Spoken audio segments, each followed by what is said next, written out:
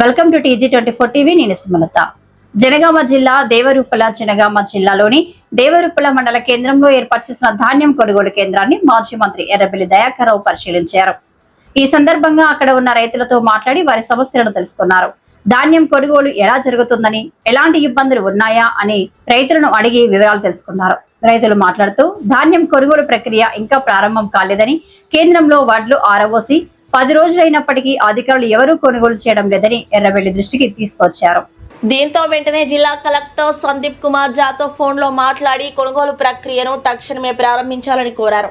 రైతన్నలు పండించిన ధాన్యాన్ని వెంటనే తరలించేందుకు లారీలు మరియు అవసరమైన మౌలిక వసతులు కల్పించాలని ఆయన సూచించారు.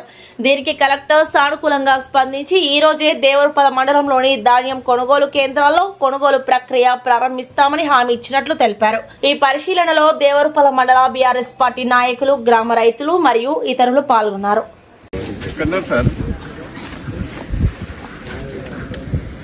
ఈ దేవరూపులకు వచ్చిన సార్ ఈ రైతులు ఏదో అడ్డం తిరిగితే దీంతో సార్ మీరు దృష్టి తీసుకుంటామని ఒడ్లు వారం 15 రోజులు అయితే వచ్చి తెచ్చి పెట్టుకున్నారట. కాంటా చేయలేదు, వాళ్ళకి బస్తాలు చేయలేదు, ఏది చేయలేదు. దేవరూపుల ప్రాపరే సార్,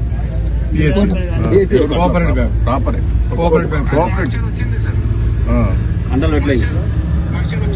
వచ్చింది సార్. మైత్రి వచ్చింది, అన్ని వచ్చి చేసి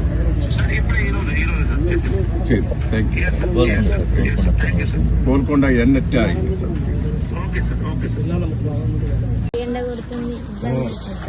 కొన్నవట్లేనా దొడ్డు మరి బోనస్ రాదు కదా.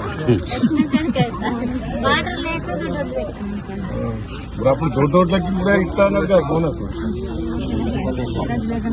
రైతు బంధు పడ్డదా పడలేదా?